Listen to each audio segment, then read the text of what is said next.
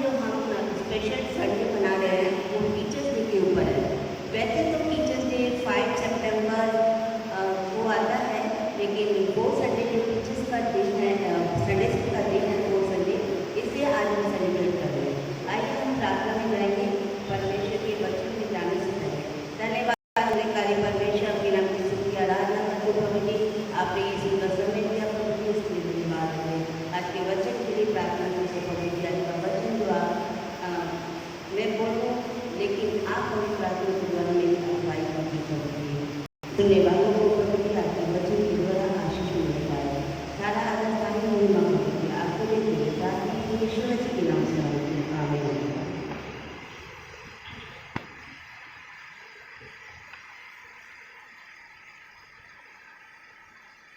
5 सितंबर को हमारे डॉक्टर सर्वपल्ली राधाकृष्ण का जन्म हुआ था, और इसी उपलक्ष्य में वो चाहते थे कि उनके जन्म के दिन पर सब टीचर्स को आदर सम्मान मिल सके। इसके लिए ये टीचर्स डे के रूप में मनाया जाता है। लेकिन हम टीचर्स जो संसारिक टीचर है वो एक अपने बच्चों को, स्टूडेंट को शिक्षित करती है, ताकि आने वाले भविष्य में उनका जीवन और उनका भविष्य उज्जवल बन सके। संसारिक टीचर तो पैसे कमाने के लिए और अच्छा जीवन व्यतीत करने के लिए पढ़ाती है, लेकिन आज मेरा जो टॉपिक है वो मेन हम आपके ध्यान को एक दूसरे टीचर की तरह ले जाना चाहती हूँ। मेरा जो मेन टॉपिक है the greatest teacher of Jesus Christ. जो जीसस क्राइस्ट हमारे टीचर हैं वो सबसे अलग हैं और सुपर नेचुरल अलौकिक टीचर हैं, जो कि संसारिक टीचर से अलग शिक्षा देते हैं। जो यीशु मसीह हैं, उन्होंने जब ये संसार में आए, उन्होंने अपने चेलों को कई तरीके से वचन की शिक्षा, बाइबल की शिक्षा, कैसे उनको जीना है, कैसे उनको आगे बढ़ना है जीवन में, कैसे धार्मिकता में चलना है, किस तरीके से पापों से छुटकारा पाना है, किस तरीके से हम कोई बीमार है तो उसको चंगाई कैसे देंगे, खुद कैसे सुरक्षित रहेंगे, इन सब बातों के बारे में यीशु मसीह ने चेलों को शिक्षा दी। और ऐसा नहीं कि एक जगह पर बैठ के भी, यीशु मसीह ने जगह जगह जाकर, जहाँ कहीं भी उनको मौका मिलता था, यीशु मसीह उनको शिक्षा देते थे। लेकिन उससे पहले बहुत ही प्रार्थना करते थे, अपने आप को परमेश्वर के, अपने पिता को अपने आप को समर्पित करते थे और प्रार्थना करते थे कि परमेश्वर जो भी वो दिन भर में काम करे, सिखाए, चमत्कार करे, परमेश्वर पिता उनकी अगुवाई करे। यीशु मसीह ने लोगों को कई तरीके से सिखाया, बीज का उदाहरण देकर दृष्टांत के रूप में बात किया, जैसे राई का दाना है, गेहूँ है, और नमक का उदाहरण देकर हम विश्वास में बढ़ने के लिए ऐसे करके यीशु मसीह ने सब लोगों को दृष्टांत के जरिए बताया, सिखाया, और मैदान के पेड़ पौधों के द्वारा, पक्षियों के द्वारा लोगों को शिक्षित किया। जैसे यीशु मसीह ने अपने चेलों को शिक्षित किया, उसके बाद यीशु का स्वर्गारोहण होने के बाद पवित्र आत्मा हम पर उतरा, और यीशु मसीह ने वो अधिकार अपने चेलों को दिया।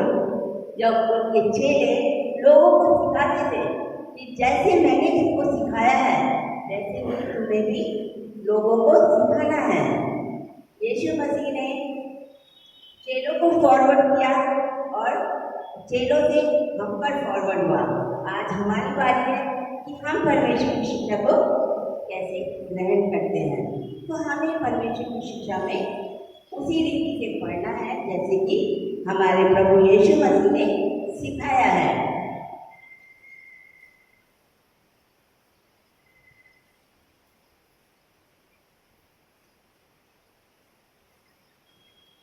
शांति का सुसमाचार सुनाया, क्योंकि सबसे ज़्यादा हमें आत्मिक शांति की जरूरत है। और यीशु मसीह के पास परमेश्वर की दी हुई उस सामर्थ और अधिकार था जिसको वो इस्तेमाल करते थे दुष्ट आत्मा को निकालने के लिए, चमत्कार करके दिखाए। इसके द्वारा परमेश्वर की सामर्थ और अधिकार के द्वारा वही अधिकार और सामर्थ हमें दिया गया है ताकि हम भी इन बातों को जो हमने प्रैक्टिकल हमारे बाप दादाओं ने सीखी है वो हमें सिखाया, हमें भी वो प्रैक्टिकल हमें पता है, इसलिए आज हमें भी बच्चों तक सिखाना है और ये बहुत ज़रूरी है ताकि हमारी आने वाली पीढ़ियों का भी पापों से उद्धार हो सके और वो आत्मिक जीवन एक अच्छा जीवन व्यतीत कर सके।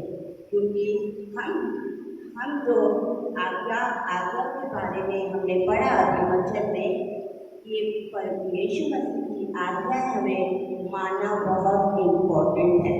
यीशु मसीह ने हमें 613 आज्ञाएं दी हैं और 14 बार यीशु मसीह को रब्बी नाम कहकर पुकारा गया नया नियम में और 45 बार यीशु मसीह को शिक्षक के रूप में संबोधित किया गया है।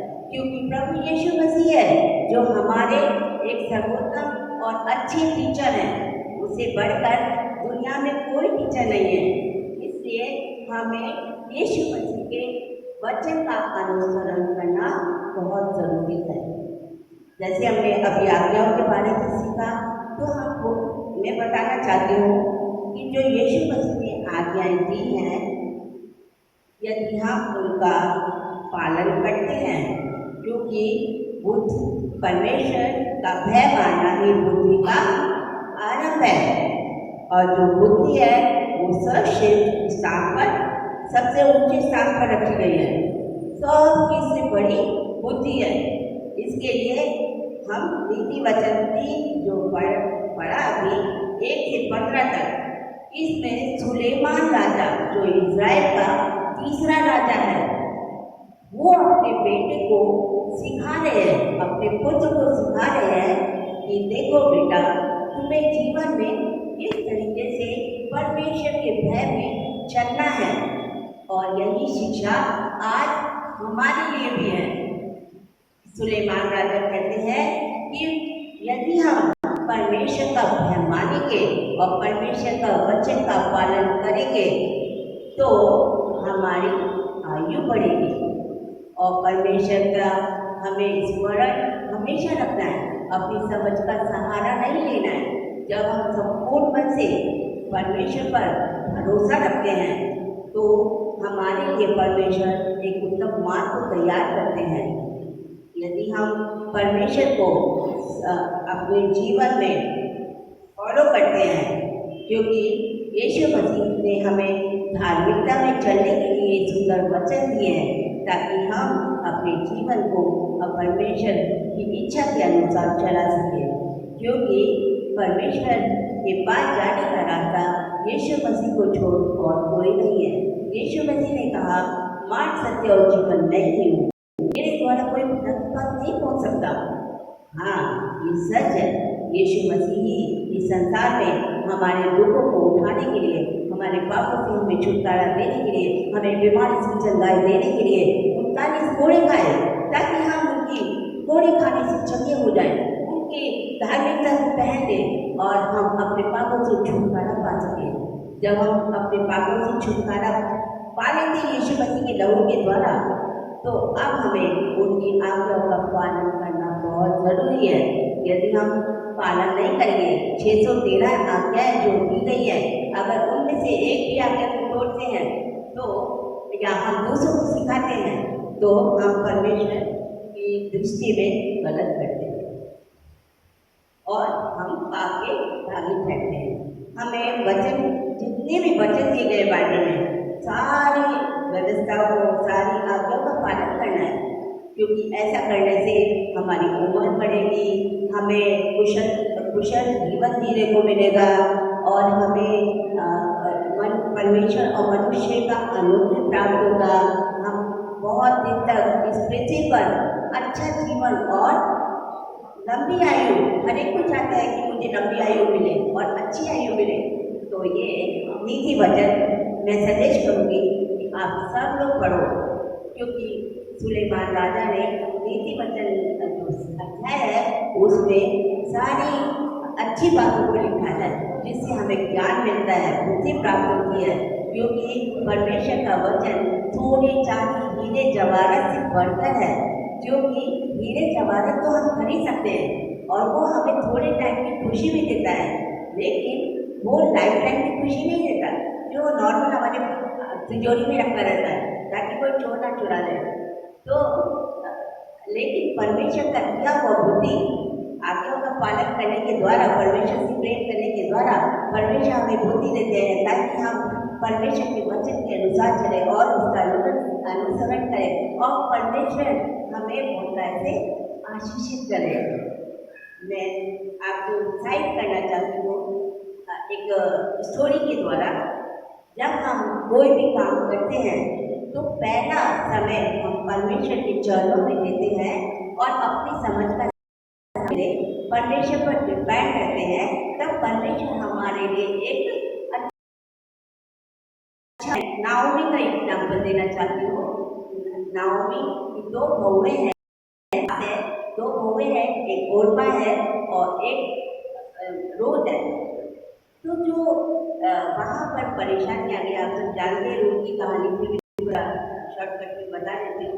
वहाँ पर प्रॉब्लम्स थी, इसके लिए नाओमी ने ये डिसाइड किया कि इधर अकाल पड़ा है, विपत्तियाँ हैं, इसके लिए मैं अपने मायके चली जाऊँगी, अपने परिवार के कुटुंब में चली जाऊँगी। तो वो अपने दोनों बहुओं को कहती है, आशीर्वाद देती है, चूमती है उनको और बोलती है, बेटा तुम लोग अपने अपने माँ बाप के घर मायके चले जाओ। जो ओर्पा होती है वो बोलती है कि हाँ ठीक है, वो चली जाती है, उसने निर्णय लिया मैं अपने माँ बाप के घर चली जाती हूँ। लेकिन जो रूथ होती है वो अन्य जाति की होने के बावजूद भी उसने अपनी सास को सच्चा प्यार किया और उसके परमेश्वर को, जो उसका परमेश्वर जीवित परमेश्वर है, उसको प्रेम करने के लिए उसने निर्णय लिया और उसने बोला नहीं नहीं मम्मी, मैं आपको छोड़कर कहीं नहीं जाऊंगी, आपका परमेश्वर मेरा परमेश्वर होगा, आपके लोग मेरे लोग होंगे, आपका जो भी निर्णय है वो मेरा होगा और जहाँ तुम मरेगी मैं वहाँ मरूंगी, जो तुम कहेगी वो मैं करूँगी। देखो इतनी बड़ी बात वो रूथ बोलती है, क्योंकि उसने सच्चे परमेश्वर को अपने अंदर स्वीकार किया और परमेश्वर के वचन की आज्ञा का पालन किया, अपनी समझ का सहारा नहीं लिया, परमेश्वर के ऊपर अपने आप को आश्रित किया, डिपेंड किया और परमेश्वर ने उसके लिए एक उत्तम मार्ग निकाला। वो मार्ग में क्या, जब वो अपनी सास के घर कुटुंब में चली जाती है और वहाँ पर एक नौकर के रूप में काम करना स्वीकार करती है खेतों में, और काम करते करते एक दिन वो खेत की मालकिन बन जाती है। कितनी अद्भुत बात है कि जब हम परमेश्वर को समर्पित करके पहला स्थान देते हैं, परमेश्वर के पैर में चलते हैं, उसकी आज्ञा का पालन करते हैं, तो परमेश्वर हमारे लिए एक अच्छा और एक उत्तम मार्ग निकालते हैं, नया एक हमारे लिए योजना बनाते हैं। एक दिन नौकर से मालकिन बन जाती है और दाऊद को हम लोग सब जानते हैं, दाऊद की वो पटाती कहलाई, इतना बड़ा आशिक, दाऊद की पटाती बन गई वो, जिस वंश से यीशु मसीह आए, दाऊद के वंश से। देखो जो इतने पर अन्य जाति की थी, वो परमेश्वर को अपने आप को समर्पित करके अपने जीवन में उनको ही पहला स्थान देके वो एक वंश में कहलाई, दाऊद के वंश की कहलाई। और रूथ के नाम से एक स्पेशल बुक भी लिखी गई और रूथ का नाम बाइबल में नाम आया। ऐसे ही हम रूथ के समान काम कर सकते हैं, अच्छे काम करेंगे, लेकिन उससे पहले जैसे यीशु मसीह अपने पिता के समर्पित थे और रूथ भी अपने पिता अपनी माँ की और सास की और परमेश्वर की समर्पित हुई, वैसे ही हमारे जीवन को भी परमेश्वर को समर्पित करना इम्पोर्टेंट है। और जब हम इन सब आज्ञाओं को पढ़ते हैं तो वो सब आशीष हमारे जीवन में परमेश्वर खुद ब खुद दे देते हैं। हमें अपनी समझ का सहारा नहीं लेना है, हमें कुछ नहीं करना, परमेश्वर अपने आप करते हैं। हम परमेश्वर का काम करेंगे, वचन को पढ़ेंगे, प्रार्थना करेंगे, परमेश्वर को समर्पित होंगे, परमेश्वर की इच्छाओं पे चलेंगे, परमेश्वर अपने आप रास्ता खोल देते हैं। हमें अब एक माँ होती है, वो भी एक टीचर है। सबसे पहले मैं ऐसा समझती हूँ कि जो माँ होगी ना, वो संसार में सबसे पहले टीचर है। क्योंकि जब बच्चा इस संसार में आता है, माँ उसको चलना बोलना सब कुछ उसको पालन पोषण करके सिखाती है। तो जब वो सिखाती है तो वही टीचर हुई ना, बोलना सिखाती है। फिर जब बच्चा बड़ा हो जाता है तो उसको स्कूल भेजती है, संसारिक शिक्षा के लिए देती है। लेकिन इसके इसके विपरीत ये तो हमें करना ही है ताकि बच्चे हमारे भविष्य में आगे बढ़े, बाइबल को पढ़ सके, ज्ञान को समझ सके। लेकिन उससे महत्वपूर्ण है हम परमेश्वर के ज्ञान को समझें। और जब माँ अपने बच्चे को शिक्षित करती है संसार में स्कूल में भेजकर, कितना माँ बाप क्या करते हैं, अपने बच्चों को स्कूल भेजते हैं, एक्स्ट्रा पढ़ाते हैं, ट्यूशन देते हैं, क्लासेस देते हैं, फिर ना कुछ उनके लिए मेहनत करते हैं ताकि हमारा बच्चा टॉप पर आए, टॉप पर आए। हमारा माँ बाप इतना कोशिश करते हैं, स्ट्रगल करते हैं, मेहनत करते हैं। लेकिन यहाँ पर परमेश्वर का वचन क्या कहता है, इफिसियों 6 से 1 के 4 में कहता है, पौलुस कहते हैं, अभी हमने माँ बाप के बारे में सीखा, टीचर्स के बारे में सीखा और स्टूडेंट के बारे में सीखा। अब हम माँ बाप और बच्चों के बारे में सीखेंगे कि उनकी क्या जिम्मेदारियां हैं। पहले लिखा है कि ये बच्चों अपने माता पिता का आदर करो और उनके हमें अधीन रहना है। मैं भी जब छोटी थी तो मैंने भी अपने माँ बाप का बहुत आदर किया है और कभी माँ बाप से झगड़ा नहीं किया है, माँ बाप को गुस्सा नहीं किया है और उनकी आज्ञा का पालन किया है। ऐसे ही हमें भी अपने बच्चों को शिक्षित करना है, परमेश्वर की शिक्षा में उनका पालन पोषण परमेश्वर की शिक्षा में होकर करना है। उनको आज्ञा का पालन करना जरूरी है, क्योंकि संसारिक शिक्षा से इम्पोर्टेंट ये वाली शिक्षा है परमेश्वर की धारणा में चलने के लिए। क्योंकि हमारा समय का कोई भरोसा नहीं है, कब इस दुनिया से जाना पड़ेगा, छोटा बड़ा कुछ भी पता नहीं। इसके लिए बच्चों को अभी से ही परमेश्वर की शिक्षा में बढ़ाना है ताकि परमेश्वर को देख सके, परमेश्वर के सामने खड़ा हो सके, यीशु करके। और चौथे अध्याय में लिखा है कि पिताओं, फादर के लिए लिखा है, माँ का कर्तव्य हो गया, माँ ने बच्चे को शिक्षा दिया और माँ ने सब कुछ सिखाया, बोलना पढ़ना खाना पीना सब कुछ। लेकिन एक पिता भी जो होता है वो भी बच्चे का सिखाता है, वो बच्चों के लिए मेहनत करते हैं, नौकरी करते हैं। लेकिन यहाँ मेरी बाइबल में ऐसा लिखा है, हे पिताओं अपने बच्चों को क्रोध मत दिलाओ, रिश्त मत दिलाओ। क्रोध क्या होता है? यदि हम अपने बच्चे का पालन पोषण प्रभु में नहीं करते हैं और बच्चा हमसे कुछ मांगता है और हम उसको क्या करते हैं, इग्नोर मारते हैं, क्योंकि हम काम में इतना व्यस्त होते हैं, थके होते हैं, वो इसके लिए हम बच्चों की बातों को निग्लेक्ट करते हैं, इग्नोर करते हैं। लेकिन बच्चे को हमें सुनना बहुत ज़रूरी है।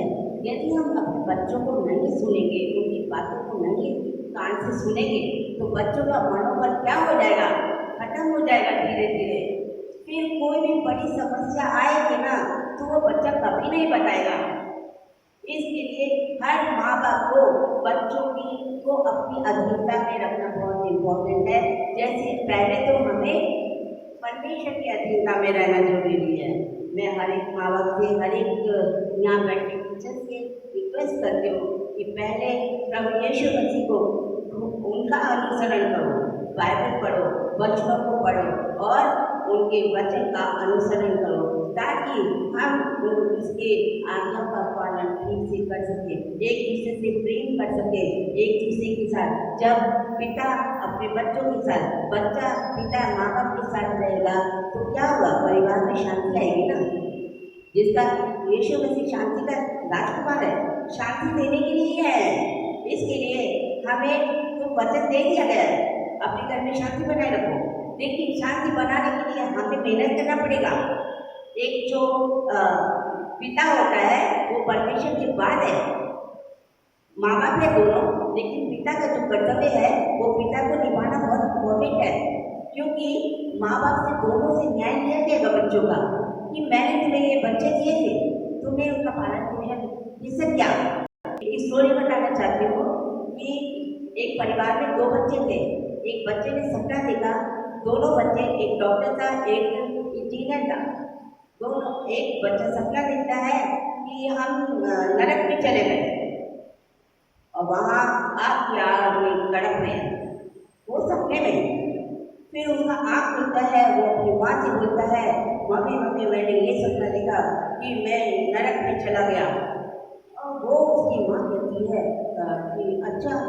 तो बेटा कहता है, माँ तुमने हमें इंजीनियर बनाया, डॉक्टर बनाया और बड़ी बड़ी पोस्ट पर सरकारी नौकरी दिलाई, पर हमें नहीं सुनाई, स्वर्ग नरक के बारे में बताया ही नहीं कि स्वर्ग कैसा है, नरक कितना भयंकर है, जहाँ पे ना तो कीड़ा मरता है ना आग, वहाँ पर इंसान तड़पता रहेगा। इसके लिए हमें इन सब बातों को खुद भी सीखना है, बच्चों को भी सिखाना है, ताकि न्याय के समय हमारा पूरा परमेश्वर की उपस्थिति में खड़ा हो सके। आमीन। परमेश्वर को धन्यवाद देते हैं आपके वचन के लिए। परमेश्वर ने वचन के द्वारा अगुवाई किया, और मैं पास्टर जी का भी धन्यवाद देती हूँ कि वो हमारे चर्च के पास्टर हैं और वो हमें अच्छी अच्छी शिक्षाएँ देते हैं समय समय पर। तो हमें जो पास्टर दिए हमें चर्च में, उनका भी हमें सीखना जरूरी है उनके द्वारा। इतना हर समय नया नया वचन आता है। तो जैसे हम होटल में जाके खाना खाते, तरह तरह का स्वादिष्ट खाना खाते, वैसे ही हमें परमेश्वर का भी वचन को अपने जीवन में ग्रहण करना है, ताकि हम आने वाले सिचुएशन से, बुराइयों से, विपत्तियों से बच सकें। इसके लिए पास्टर जी का धन्यवाद देती हूँ कि उन्होंने अच्छे पास्टर हमारे चर्च में दिए हैं, और हमारा फर्ज बनता है हम उनकी आज्ञा का पालन करें। परमेश्वर हमारे पास्टर को, हमारी दीपिका सिस्टर को, नईमा को बहुत ऐसे आशीषित करें, उनकी मिनिस्ट्री को बढ़ाए और अच्छा हेल्थ में रखे। और मैं सभी टीचर्स का धन्यवाद देती हूँ कि उन्होंने मुझे ये मौका दिया। सभी टीचर्स को परमेश्वर बहुत ऐसे आशीषित करे और सब सुनने वालों पर प्रभु की बहुत ऐसे आशीष हो। धन्यवाद। अगर कुछ गलती है तो क्षमा